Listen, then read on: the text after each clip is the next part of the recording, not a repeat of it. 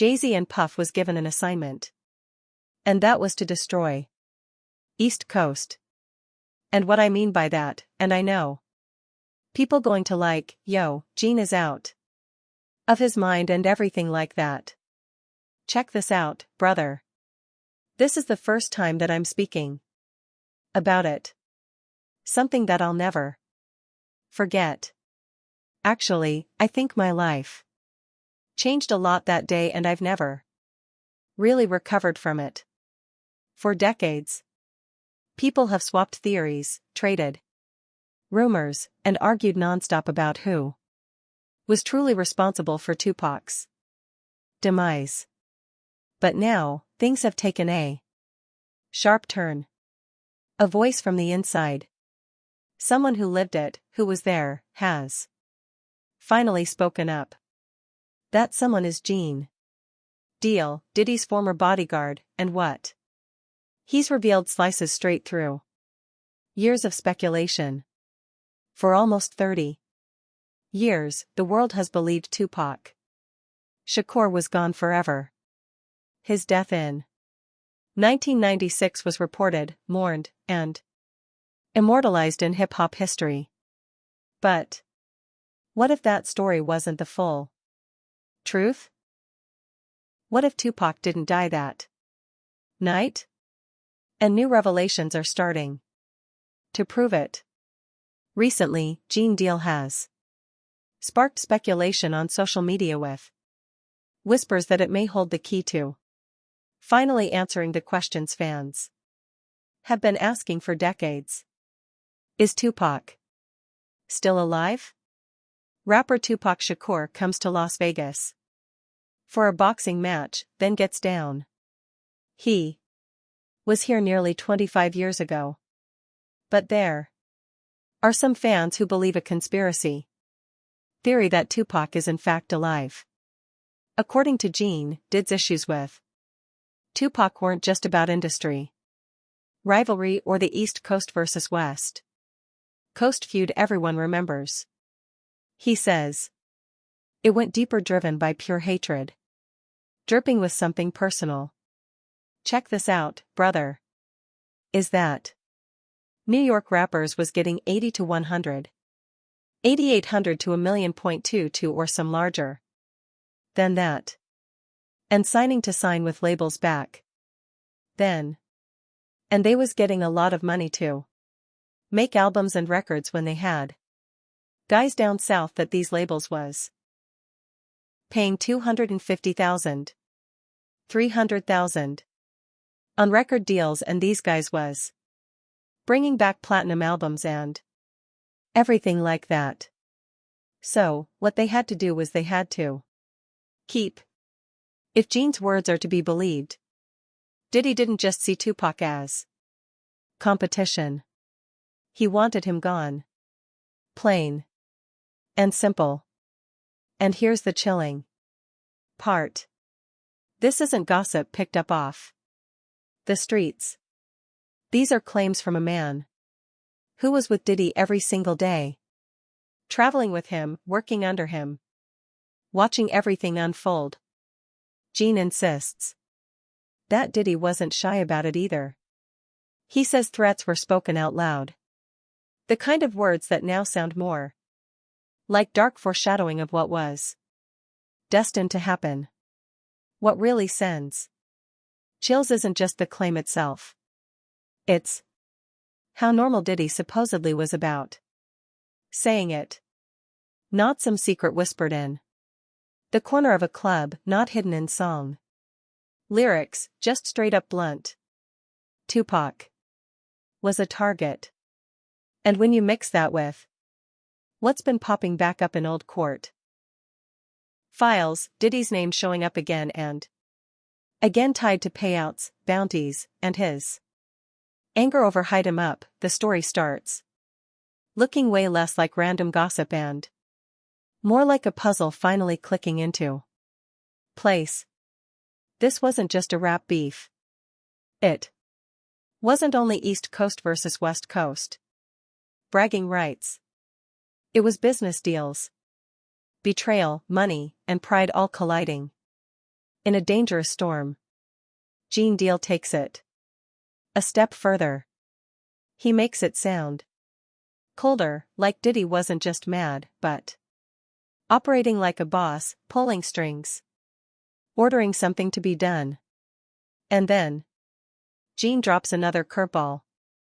Pac himself might have known. Imagine that. Being at the height of your fame, changing the culture with your music, but walking around knowing someone powerful wanted you gone. Gene suggests Pac wasn't naive about it at all. He may have even been preparing for it. And this is where the story takes a wild turn. Because the whispers don't stop at Pac was targeted. They go further into the idea that he staged his own disappearance. That after the gunshots, the hospital drama, and the headlines declaring him dead, he wasn't actually gone. Sean had to take responsibility for what he did as an individual. Sean is the one who pulled that gun. Sean is the one who shot. So, he has to take responsibility for that. This is where it gets even more creepy. Another wild story to throw into the mix. This one comes from a retired cop named David Myers, who's supposedly claiming he played a role in faking Tupac's death. According to reports, Myers is in critical condition at a hospital and is now spilling secrets. He claims he was paid a whopping $1.50 million to stage the whole thing and keep the world in the dark. The world needs to know what I did. I'm ashamed that I let a price be put on my word. And I cannot die without letting the world know. The story most people know is that Tupac was tragically shot in Las Vegas on September 13, 1996. But Myers is painting a very different picture. He claims around 30 people were paid off to pull off the plan. Everyone, from cops to paramedics to supposed eyewitnesses. And it doesn't stop there. According to him, even Suge Knight, who's currently serving time on M charges, was in on it. Myers also says a body double was used to seal the deal, with $50,000 allegedly handed over to make sure that the stand-in was taken to the morgue. Tupac actually escaping from University Medical Center here in Vegas and relocating to New Mexico, getting protection from the Navajo tribe. But this theory has been floating for decades. And when you look at some of the details, it starts to feel less far-fetched. For example, why wasn't he wearing his bulletproof vest that night? This was a guy who'd put it on just to hit a club. And yet, at a Tyson fight, where tensions were off the charts, he left it behind. Was that overconfidence? Or was it part of something bigger? Then you've got the autopsy report that doesn't quite add up. His listed height and weight didn't match his real stats. The coroner who worked on him suddenly left the job after handling his case. Hospital records that don't fully align with the official timeline, and Tupac's own mother once said her son chose to leave quietly. Some fans swear that sounded less like mourning and more like she was hinting at a secret. He put that back in his waist and got coming out with it. Puff had enough security there that they were supposed to handle that. That wasn't Sean's problem. Add to that the endless sightings of people in Havana swearing they saw him walking through markets. Blurry photos of a man in his 40s with Tupac's same sharp stare. There was even Michael Nice, a supposed operative, who claimed He helped fake the whole thing with a body double and flew Tupac to Cuba with Castro himself allegedly signing off. But right before Michael promised to release proof, he turned up dead. Convenient or suspicious? And then there's Tupac's art. The whole Machiavelli persona wasn't random. Machiavelli literally wrote about faking your own death to fool enemies. Tupac leaned into that so much so that in his album booklet, he printed the haunting line: Exit Tupac. Enter Machiavelli.